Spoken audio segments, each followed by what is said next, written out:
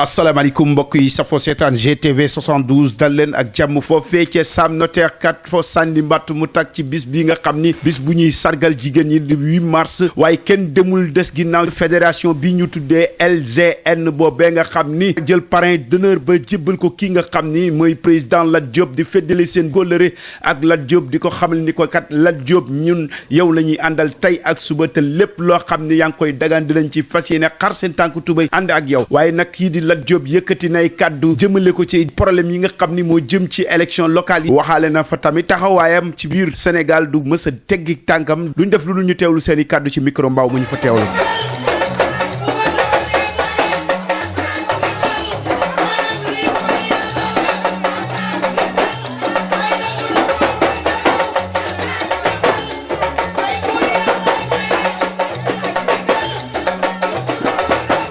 tey nag maa ngi toog ak kenn koo xamante ni kenn la ci LGN bokk ci kilifa yi tey le 8 mars bii nga xamante ni tey mooy sargal jigéen ñu war koo def fii ci Nations Unies ma war a dëpp sama micro rek waxtaan ak moom maa ngi lay jaar. maa ngi lay fay Mbow. yaa ngi jàmm. maa ngi si jàmm. yow yaay lan ci li nga xamante ni mooy mouvement LGN bi nga xam ne moom ngeen créé lawbe géwël ñeeño ñëpp bokk ci. man maay maram tëgg fële ca Cawaan di jigéenu Lat Diop dëkk Fadia Gent ba lii nag lu ñu si jublu mooy jàppale président Lat Diop ànd ak sunu présidente ma nga ne Marème Diong mu mobilisé ñëpp ñëw law ba géwal rab bi ñëpp ñëw ak sunu jigéen ñi sax ñëw noonu muy bis bu rëy nag 8 mars nag muy sargal jigéen ñi moo tax tey ñu ñëw def délégation bi pour jàppale président Lat Diop ñoo président Lat Diop ca kaw ca kanam rek ñun daal lépp nu woo ci président Lat Diop bu soobee yàlla suñu loxo nga ci. mooy parrain bi. parrain bi mooy président Lat Diop waaw président Lat Diop rek mi ngi ñëw ak ministre bi. la ilaha bëgg ñëw jigéen ñu baax ñaa ngi nii. nga ni ma jigéen ñaa ngi ni sañ sabay. goog télévision bu mag bi di géej waaye. tey dara du doy yow Mbow. nga ni ma tey fii day toj. la ilaha illallah fii day ne man ñamaa la Dakar. merci. jërëjëf tey maa ngi toog ak Cambay la Bourou Mbar di ñëñu piir di doomi Diourbel waaye di doomi Sénégal mais di doomi Ndakaaru tey ma war a koo jox son micro rek waxtaan ak moom ci 8 mars bi Cambay la noo gisee. macha allah Mbow kontaan rek ci 8 mars bi ndax suñu góor moom xam nañ ne lum ñu woolu ne dañ koy wuyu ba mu bëri doole Lat Diop rek ñàkk koo xam wóorul de barke Serigne Touba. kan mooy seen présidente kan la. Marème Diong mooy suñu présidente. mouvement bi nu mu tudd. mouvement LGN ñeeño law be géwël mu yaatal ko ba mel ni mbaaw Jacques Mbaaw Petit Mbaaw Grand Mbaaw lépp di mbaaw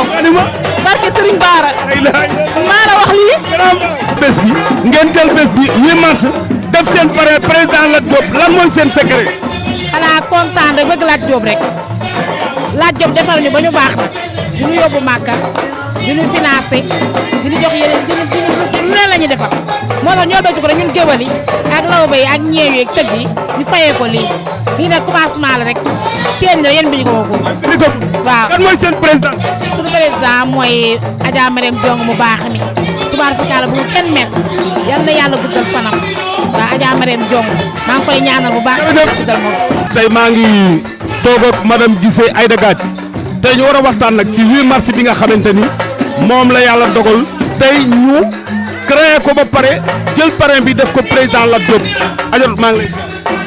waaw Mbow Gala maa ngi lay ziar. yaa ngi jàmm. maa ngi sant yàlla bu baax Mbow.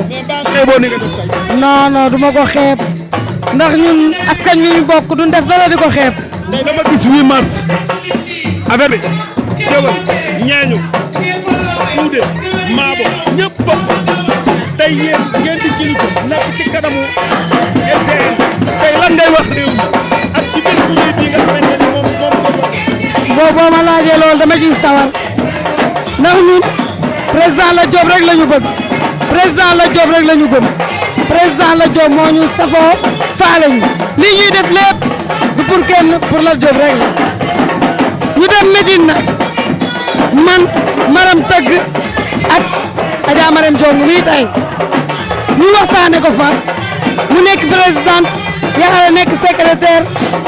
Yaxara nekk secrétaire Khady Sène nekk trésorière ma nekk commissaire au compte Maram Tëgg nekk organisation Adja Kene Ala Seck social ñu waxtaan. kon loolu la demee. waaw noonu la merci. xamante ni tey toog ak ku ñu wax Yaxara Tunkara. ban responsabilité nga am ci yëf yi.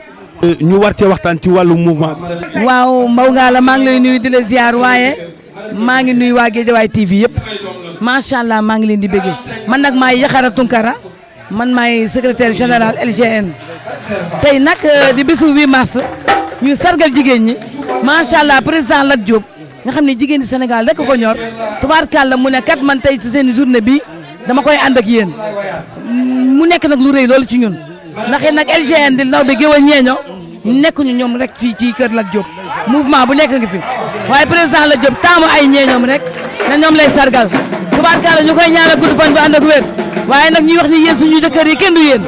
ndax nag xel way teye sàkket da cay daru bu ñu munee lii rek yéen a ñuy jàppale ñu ngi leen di bëggee lu bëree bëri waaye ngeen di leen xamal ni LGN nag liggéey rek ko tax a jóg macha allah liggéey ko tax a jóg ndax gis nañ ne ñun ñeeño dañuy wayaan rek di lekk te nag ñu dépassé foofu ñu bëgg nag nekk ay femmes de actrices de développement lu ñu am bokk ak nit ñi macha allah maa ngi liggéey lu bëri. kontaan tey ñu ngi am contentement ak mbégte jàkkaarloo grande dame mais jàkkaarloo ki nga xamante ni tey yaakaar naa ni kenn du ko laajte kooku mooy kan président Marème Diong bu LGS boole géwal lawbe ñëpp muy fédération boo xamante ni Sénégal kenn dootu ko laajte ma war a waxtaan ak moom ci 8 mars bi nga xamante ni moom la ñu organisé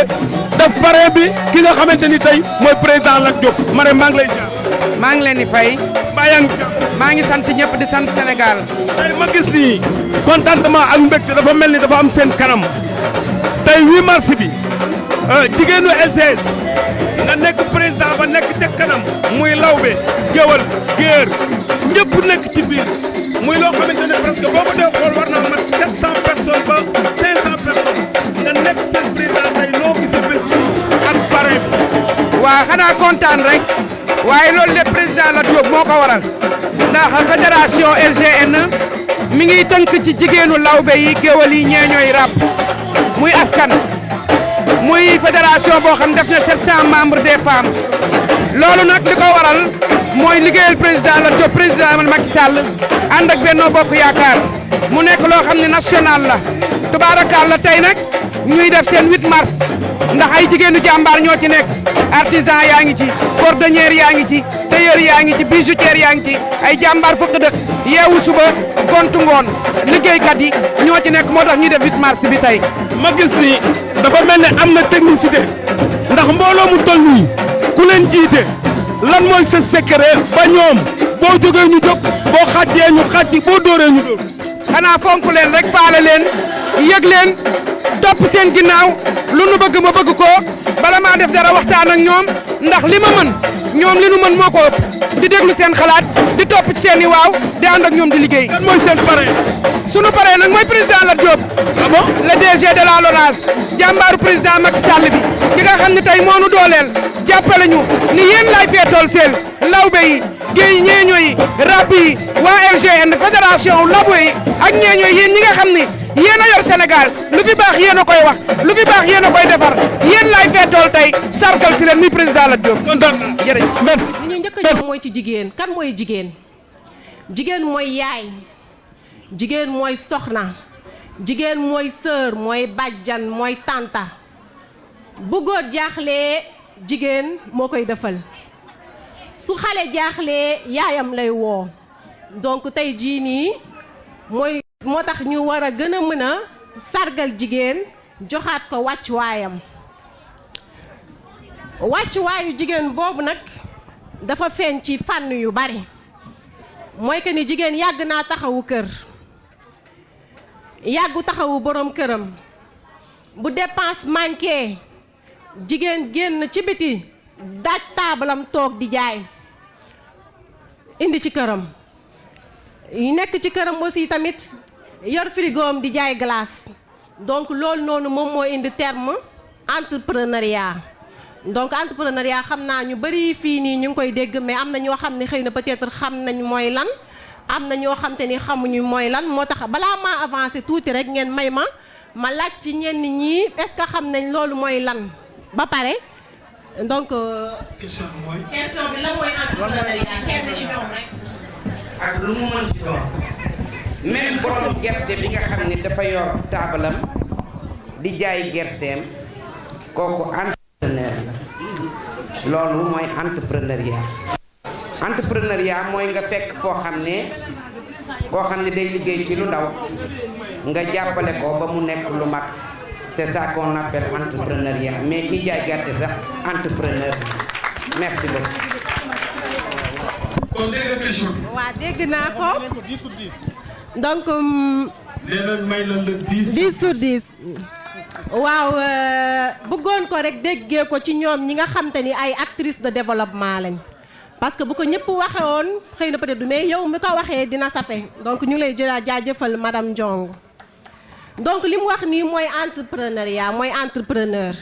ñu bañ a xeeb suñu bopp xam ni suñu yaay yi yàgg nañuy nekk entrepreneuriat donc tubaab bi bu ñu ñëw di ñu indil terme boobu rek entrepreneuriat yàgg na ci dëkk bi suñu yaay yi ñuy nekk ci buntu kër yi di jaay beñe ay entrepreneur lañ ki nekk di jaay gerte caaf ci entrepreneur la ki nga xamante ni aussi mi ngi ci këram yor frigo am di am ni entrepreneur képp kuy kër yi rek pour am loo indi wala loo xam te ni da nga ci am koom donc kooku yow yaay entrepreneur comme li sëñ Fallou Mbacké di wax kër yi mooy tax a am kër donc entrepreneur mooy ki nga xam te ni mi ngi kër yi pour am ci koom ci loolu nag ñu wax ni entrepreneuriat boobu nag warul yem rek ci ut indi pour jàppale borom kër gi wala pour jàppale xale yi mais dafa war a nekk loo xam te ni dañ ko war a gën a yaatal war ko gën a formaliser am ay këyit yoo xamante ni moom mooy nekk sa carte d'identité ba boo mënee yaatal nga mën a jël say produit yóbbu ko ci marché yu gën a yaatu donc loolu la ñu bëggoon a aussi tamit wax jigéen ñi ñuy jéem a def ay gëstu ci loolu donc bul yem rek ci am benn activité boo xamante ni dina la indi revenu mais jéemal xool naka nga koy yaatalee donc ci yaatal boobu noonu il faut que nga jéem a am say këyit yoo xamante ni dina la mën a permettre ba marché yu gën a mag yi di nga ci mën a accéder donc ci noonu la ñu gis jigéen joo xamante ni da doon évoluer ci restauration mais mu dem ba nga xamante ni excuse-moi donc mu dem ba nga xamante ni perdre na marché yu bari parce que amul ay këyit yi nga xamante ni moo koy mën a mu permettre mu am yenn marché yi loolu c'est interview présent d'accord.